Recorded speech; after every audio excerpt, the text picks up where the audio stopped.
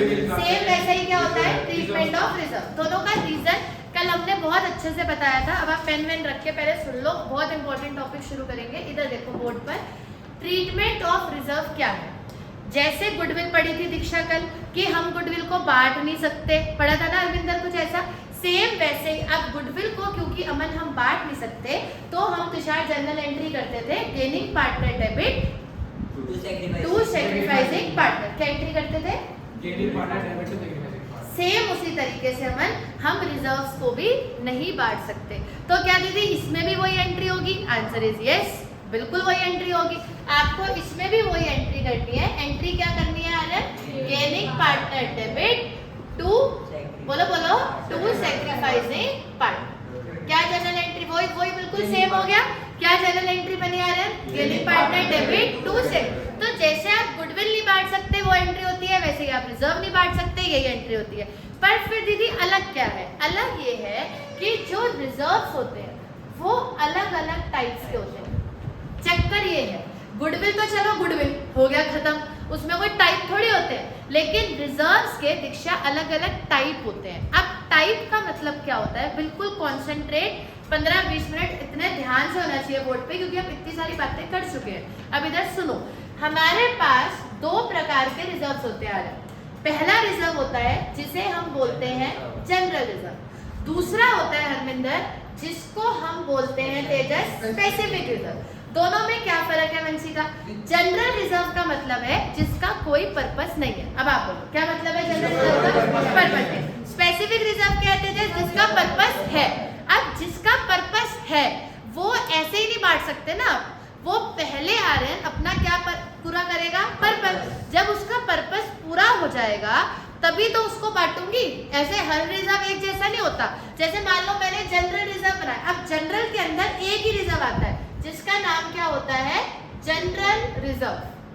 क्या नाम होता है? जनरल। इसका कोई पर्पस नहीं है, इसे तो आप आंख बंद करके, इसका कोई पर्पस नहीं है, इसमें आंख बंद करके दीक्षा में एंट्री कर सकते हैं gaining partner debit to sacrificing partner और एडजस्ट कर लेंगे, ठीक है। लेकिन रिजर्व्स के अंदर बेटा जी एक रिजर्व होता है जिसका नाम होता है WCR। इसको बोलते हैं, हाँ चलो मतलब बताओ फिर इसका, अगर पढ़ा है थोड़ा बहुत। Workman compensation reserve. जैसे अगर फैक्ट्री में काम करते हुए किसी एम्प्लॉय को चोट लग जाए तो वो वही देगा। हर्षिता बैठो। वर्कमैन कंपनसेशन रिजर्व हरमिंदर क्या होता है? जैसे आपके यहाँ वर्कर्स काम करते हैं तो वर्कर्स के लिए एक रिजर्व बना के रखा जाता है कि अगर भाई से चोट वोट लग गई या रिटायरमेंट जब होगा, तब आपने सुना होगा कि जब भी कोई वर्कर आर्यन रिटायर होता है तो उसको पैसे दिए जाते हैं। वो सब पैसे दीक्षा कहाँ से दिए जाते हैं? वर्कमैन कंपनसेशन रिजर्व से। अब ये भी रिजर्व है तो क्या दीदी इसकी भी entry gaining partner debit to sacrificing partner होगी? द आंसर इज, क्या ये पार्टनर्स का रिजर्व है? नहीं। ये किसका रिजर्व है आर्यन? वर्कर्स का। तो वर्कमैन कंपनसेशन रिजर्व में आपको किसी भी प्रकार की कोई भी एंट्री पास नहीं है, क्योंकि ये रिजर्व पार्टनर का नहीं है, ये रिजर्व किसका है? तो इसको पार्टनर्स क्यों आपस में एडजस्ट करेंगे? सोचने की बात है ना ये भी। तो gaining partner debit to sacrificing partner क्यों करेंगे? ये रिजर्व पार्टनर का हरमिंदर है ही नहीं। ये रिजर्व किसका है? किसका है? वर्कर्स का। ये पैसा किसे मिलेगा? क्या इसका पार्टनर से कोई लेना देना है? नहीं। तो क्या ये पार्टनर्स में बटेगा? नहीं। क्या इसमें gaining partner debit to sacrifice? नहीं। तो इसका पार्टनर से कोई लेना देना नहीं है। क्लियर? एक और स्पेसिफिक रिजर्व जो हमारा साथ आखिरी टाइम तक देगा, एक तो ये देगा, ये तो आपको अभी आगे बहुत डिटेल में पढ़ना है। दूसरा रिजर्व जो हमारा साथ देगा that is investment fluctuation reserve. इसके बारे में भी सुनो। इन्वेस्टमेंट फ्लक्चुएशन रिजर्व क्या होता है? अभी बिल्कुल कॉन्सेंट्रेट करके सुनिएगा, ठीक है भाई। क्या होता है दीक्षा इन्वेस्टमेंट? अच्छा पहले ये भी बता देती हूँ, वर्कमैन कंपनसेशन रिजर्व्स का पर्पस होता है और ये वर्कर्स को कॉम्पनसेट करने के लिए होता है। तो वर्कमैन कंपनसेशन रिजर्व वर्कर्स को कॉम्पनसेट करने के लिए होता है। इसका हर्ष पार्टनर से कोई लेना देना नहीं होता है, तो इसकी कोई एंट्री पास नहीं होती। जनरल रिजर्व की एंट्री पास होती है। इसके बाद आता है एक आखिरी रिजर्व हमारे सिलेबस का जिसका नाम है तेजस IFR। What is IFR Vanshika? Investment fluctuation reserve. अब ये इन्वेस्टमेंट फ्लक्चुएशन रिजर्व क्या है? जब आप कहीं पे पैसा इन्वेस्ट करते हो तो आपको पता ही होगा कि इन्वेस्टमेंट की वैल्यू तो किसके हिसाब से चलती है, तो शायद मार्केट के हिसाब से।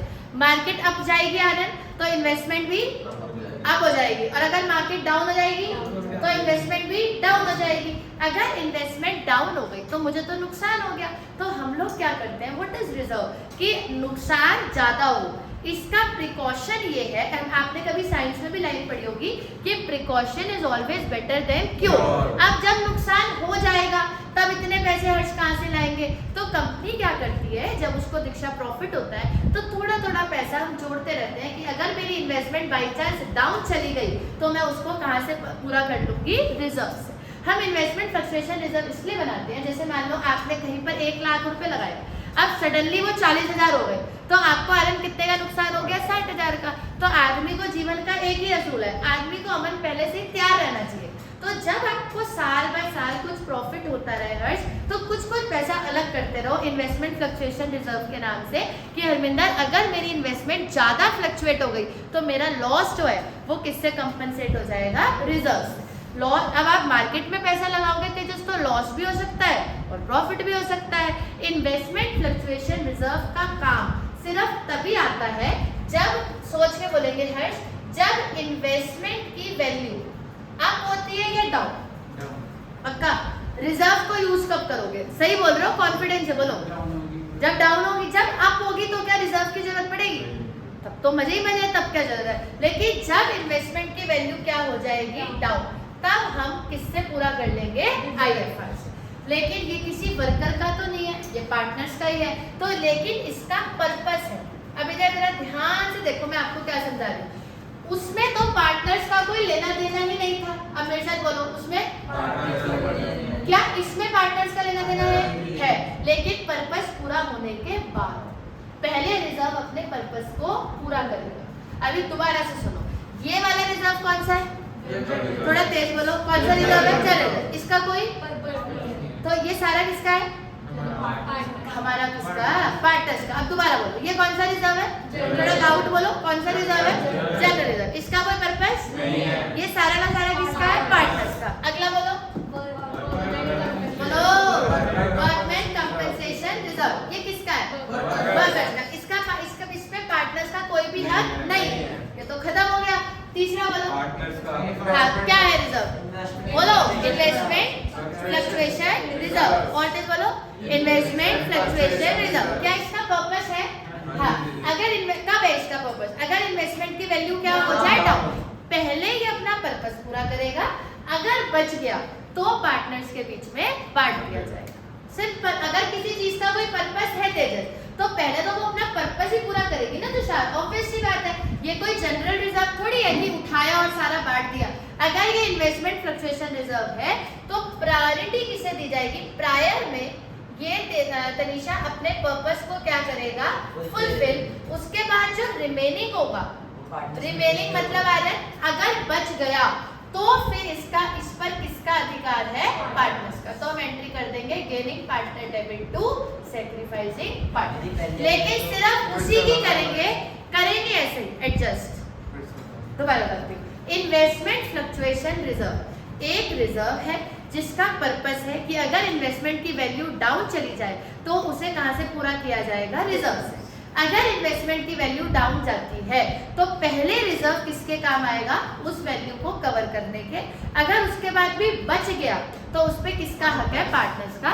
फिर वो पार्टनर्स में एडजस्ट हो जाएगा, gaining partner debit to sacrificing partner. लेकिन एडजस्ट उतना ही होगा जितना बचेगा, अगर नहीं बचेगा तो कुछ एडजस्ट नहीं होगा।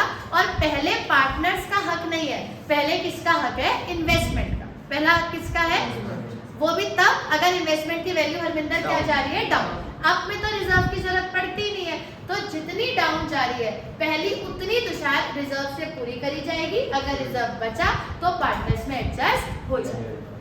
क्लियर है? तो यहाँ पर जनरल रिजर्व किस पे एडजस्ट हो गया, मेरे साथ साथ बोलो, पार्टनर। इसका कोई पर्पस है नहीं। मुझे एक बात और पढ़ानी है तो इसलिए थोड़ा जल्दी बोलिए, बताइए। जनरल रिजर्व का कोई पर्पस है नहीं। तो ये पार्टनर्स में एडजस्ट कर सकते हैं, WCR कर सकते हैं, क्यों? क्योंकि ये पार्टनर्स का का नहीं है, किसका है? वर्कर्स का। अब आ जाओ आईएफआर कर सकते हैं, पर पहले अपना पर्पस पूरा करेगा, उसके बाद पार्टनर्स में एडजस्ट होगा।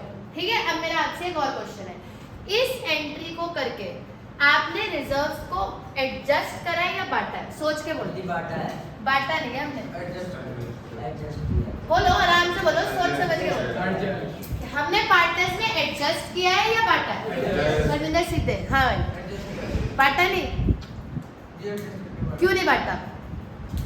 ये भी पर्पस कंप्लीट नहीं हुआ था, क्योंकि हम रिजर्व्स और गुडविल नहीं बांट सकते, तभी तो हम एंट्री कर रहे हैं गेनिंग पार्टनर डेबिट। बोलो मेरे साथ साथ, gaining partner debit to sacrificing partner. ये एंट्री हम क्यों कर रहे हैं? क्योंकि हम रिजर्व्स और गुडविल को नहीं बांट सकते, तभी तो कर रहे हैं। तो ये जो एंट्री होती है, इसमें हम रिजर्व्स को क्या कर रहे हैं? एडजस्ट। क्या आज भी रिजर्व बैलेंस शीट में शो करे जाएंगे? करे जाएंगे, क्योंकि बटे थोड़ी हैं। हमने रिजर्व्स को सिर्फ एडजस्ट करे। याद है कल मैंने आपको क्या सिखाया था आर्यन, कि इतने पैसे वो अपने घर से उसको दे देगा, रिजर्व्स वहीं के क्या रहेंगे? वही रहेंगे। तो ये अभी भी बैलेंस शीट में शो होंगे। पर हरमिंदर एक क्वेश्चन और है मेरा, मान लीजिए अदरवाइज केस टू मतलब कि क्वेश्चन ने आपको बोला कि हर्ष रिजर्व्स को बांट दो, तो क्या करोगे? Investment fluctuation reserve account debit. बताओ कैसे बांटेंगे? मैं जनरल रिजर्व बांट रही हूँ, पहले जनरल रिजर्व बांटेंगे ना, बताओ। General reserve debit to partners, बोलो कैपिटल अकाउंट। अगर वो कहता है कि बांट दो, अगर वो कहता है कि नहीं बांटना है, ज्यादातर केसेस में आर्यन को क्या कहेगा कि बांटो या ना बांटो? क्योंकि ऑब्वियस सी बात है, अगर रिजर्व्स को बांट देंगे तो हरविंदर फर्म्स के पास रिजर्व क्या हो जाएंगे? खत्म हो जाएंगे।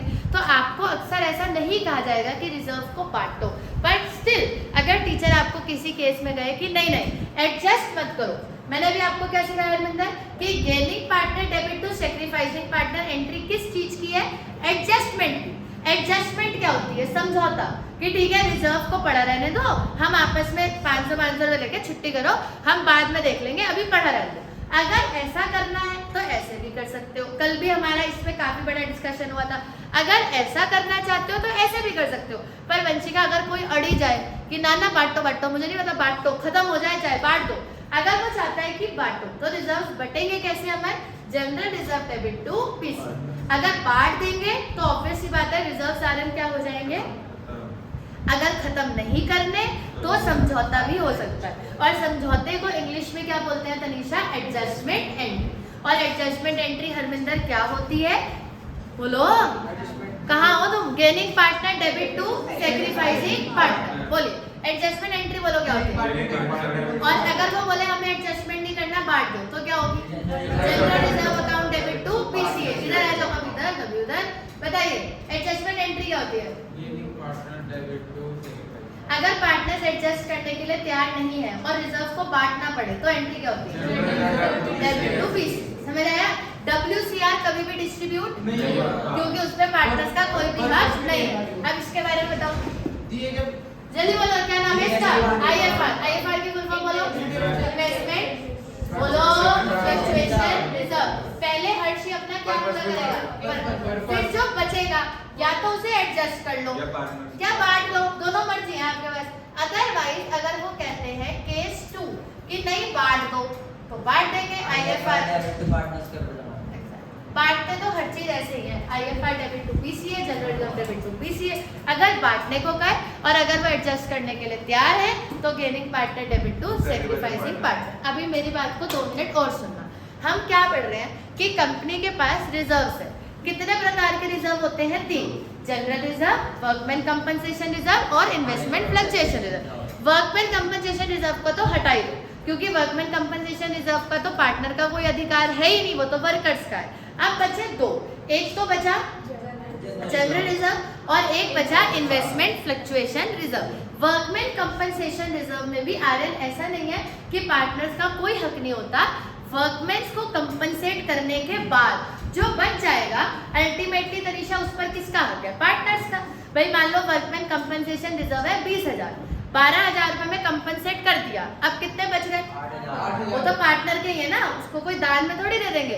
तो ऐसा नहीं है कि वर्कमैन कंपनसेशन रिजर्व पे पार्टनर्स का हक नहीं होता, होता है, लेकिन वर्कर्स को कंपनसेट करने के बाद।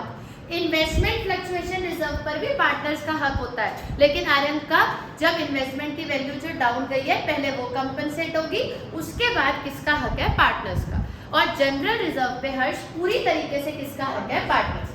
ये बात समझ में आ गई? दोबारा सुनो, 3 रिजर्व है, मेरे साथ साथ बोलो। सबसे पहला रिजर्व कौन सा है? General reserve. दूसरा बोलो, तीसरा बोलो, बोल लो ना, दोबारा बोलना पड़ता है तुम्हारे चक्कर में। पहला कौन सा है?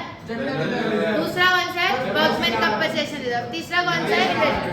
जनरल रिजर्व पे पूरा हक किसका है? वर्कमैन कंपनसेशन रिजर्व में पहले हक किसका है? बाद में। आईएफआर में पहले किसका हक है? इन्वेस्टमेंट। और दूसरा हक किसका है? पार्टनर। ठीक है, अब जो पार्टनर का हक है उसमें 2 बातें हैं, या तो हर्ष पार्टनर क्या करे? या बांट देंगे, या तो पार्टनर्स कहेंगे भाई रिजर्व को तेजस पड़ा रहने दो, हम आपस में समझौता कर लेते हैं, और या फिर वो लड़ेंगे कि ना ना हम तो कोई समझौता नहीं कर रहे, सारा बांटो। अगर वो एडजस्ट करने को तैयार है तो आप दोनों का गेनिंग सैक्रिफाइसिंग निकाल लो और एंट्री कर दो gaining partner debit to sacrificing. पर अगर वो जिद पे है कि नहीं नहीं हम तो आपस में कुछ एडजस्ट नहीं करेंगे, बांटो, तो बांटने की एंट्री होती है कोई भी रिजर्व हो, रिजर्व डेबिट टू पीसी, कोई भी रिजर्व हो, चाहे जनरल रिजर्व हो, चाहे वर्कमैन कंपनसेशन हो, चाहे दीक्षा आईएफआर हो, रिजर्व हमेशा क्या होगा? डेबिट, और पीसीए क्या होगा? क्रेडिट। अगर हम रिजर्व को बांटें, क्लियर है क्लास?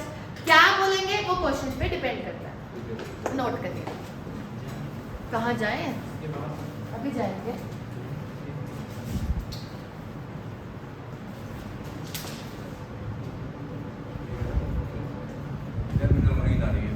अरे मैंने सबको ही नहीं डाला क्लास में, वैसे इन्हें अभी बातें कर लो।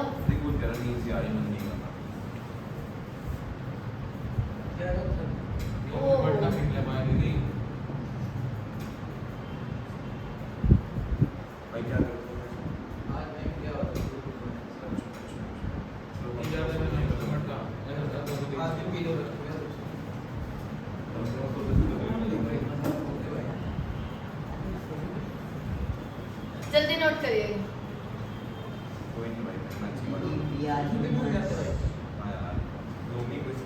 हाँ भाई, हर एक में कितने केसेस हैं? 2। एक बांटने के और हरविंदर एक बांटने के, और दूसरा भी बता दो। दोनों के दोनों केसेस नोट करिए, केस 1 केस 2।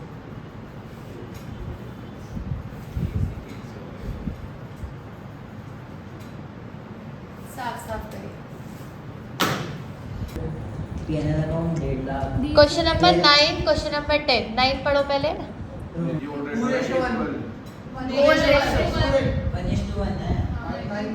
ओल्ड रेशियो क्या है दीक्षा? 1:1। दीक्षा इधर सुनो, तेजस दोनों पार्टनर्स के नाम क्या क्या है? एम और ए। इधर देखो, न्यू रेशियो क्या हो गया है? 3:2।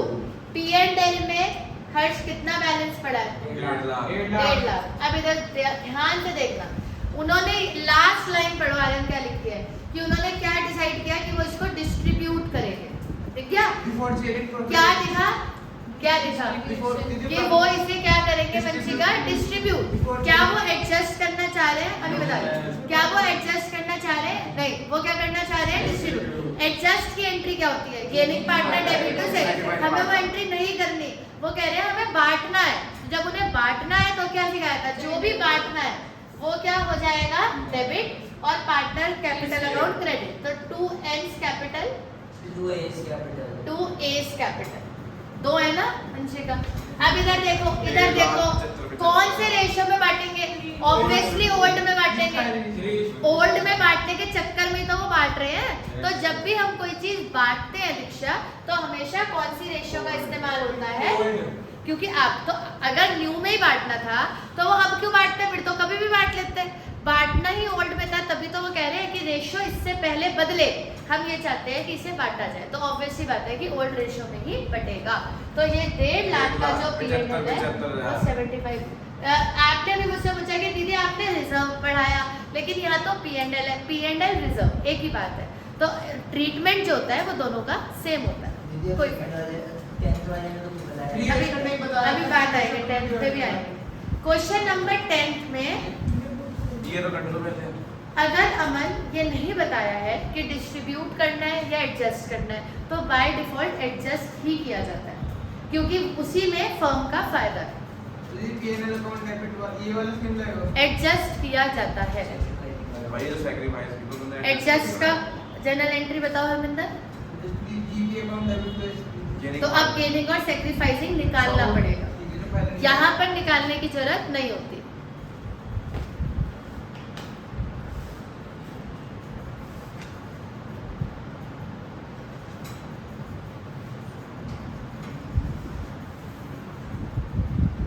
करो अमन।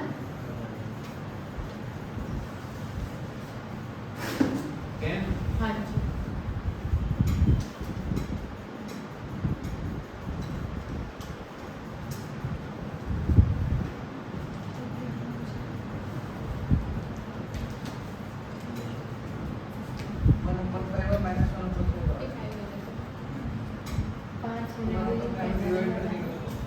हाँ भाई सही आ रहा है आपका, करो एंट्री। दीदी ऐसा लगेगा कि करो। ऐसा अकाउंट डेबिट टू ओ 80,000 और 30,000 1/8 आ रहा है 1/5 तो 1 लाख इनटू 1/5 1 लाख का 1/5 करेंगे तो 20,000 आएगा ना। Om and Shiv are the partners.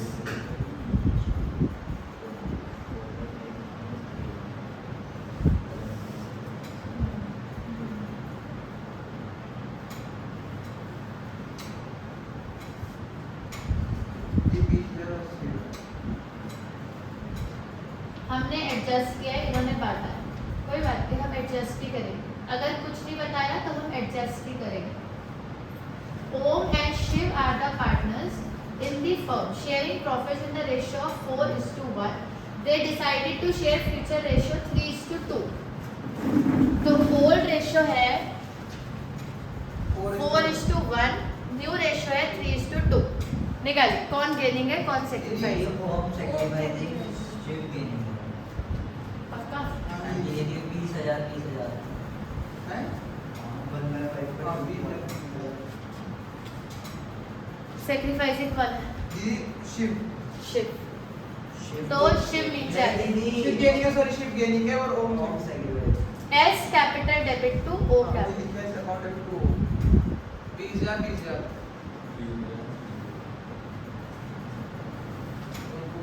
Clear है चीजें? 10th last 11th last. छुट्टी है। हाँ जी। होमवर्क भी है बेटा, अच्छा सा टेस्ट। ये कैसे दी ठीक है ठीक है ठीक है done। दीदी अगर no other information is given 11th के 2 पार्ट है, ध्यान से करिएगा। हाँ जी। दीदी इसका क्या मतलब है नो अदर इंफॉर्मेशन चलो इज तभी गिवन तो 11th दिया, कुछ तो जारी करेंगे। हाँ भाई सॉरी, अब बोलो क्या करें? यदि no other information is given तो एडजस्टमेंट आई लगाएंगे इसमें पार्ट नहीं रिटर्न होगी इंफॉर्मेशन देनी है ना तो पार्ट देंगे, और अगर there is no claim against this, दोनों बातें एक ही हैं। एडजस्टमेंट है देखती हूँ एक minute. A, B and C who are presently sharing profit and losses in the ratio of 5:3:2। मैं एक चीज यहाँ लिख दूँ जरा बोर्ड पे, मैंने जो गलत बोल दी आप भी देख लो आर्यन। बाय डिफॉल्ट तनिषा आप भी सुन लो, इम्पोर्टेंट बात है। हर्ष आप स्टार मार्क करके आप अपनी कॉपी के बीच में लिख लेना, बॉक्स बना के बड़ा बड़ा। बाय डिफॉल्ट मतलब अगर क्वेश्चन में कुछ भी नहीं बताया तो आप इन दोनों में से क्या करोगे? डिस्ट्रीब्यूट करोगे? Adjust करेंगे। नहीं, बस ये सही करना था। हम क्या करेंगे? डिस्ट्रीब्यूट अगर कुछ नहीं बताया तो हम डिस्ट्रीब्यूट करेंगे, और अगर बताया है तब हम एडजस्ट करेंगे। क्लियर? बस इतना याद रखना। अगर क्वेश्चन ने कहा है एडजस्ट करो तो एडजस्ट करो, अगर दीक्षा क्वेश्चन ने कहा डिस्ट्रीब्यूट करो, अगर कुछ नहीं कहा तो डिस्ट्रीब्यूट करो। अब आप अगला क्वेश्चन करके दिखाओ 11th। हाँ, इसमें वो निकालने वाले रेशियो होगा। डिस्ट्रीब्यूट करने के लिए कोई रेशियो की जरूरत नहीं है। डिस्ट्रीब्यूट हमेशा ओल्ड रेशियो में ही होता है।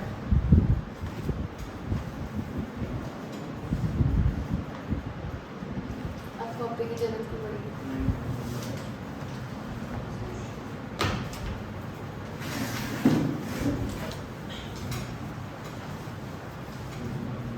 क्वेश्चन नंबर 11 का फर्स्ट पार्ट और सेकंड पार्ट सेम ही है, तो कंफ्यूज मत हो, एक कर दो, एक ही बात है।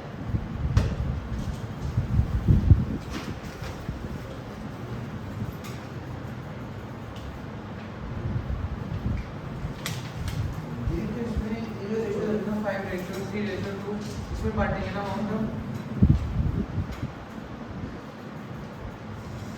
वर्कमैन कंपनसेशन रिजर्व आ गए मेरे 11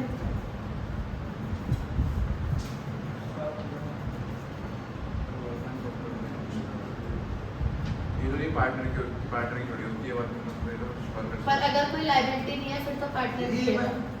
P&L account debit to second part में क्या ये लिखा आ है गया, कि ये कोई क्लेम है ही नहीं। Start The government compensation account 1,20,000 to A60 to B36 to हाँ। C24।